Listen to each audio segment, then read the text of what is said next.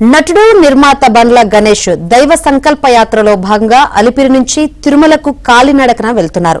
ఇవాల్టితో బండ్ల గణేష్ యాత్ర పూర్తి కానుంది. రేపు శ్రీవారిని దర్శించుకోనున్నారు. ఇప్పటి వరకు 23 రోజుల పాటు 520 కిలోమీటర్ల పాదయాత్ర సాగింది.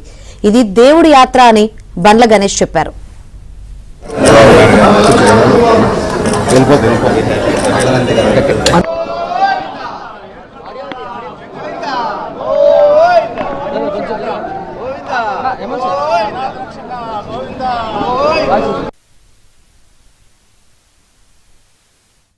దాదాపు 520 కిలోమీటర్లు నడటం అయిపోయింది.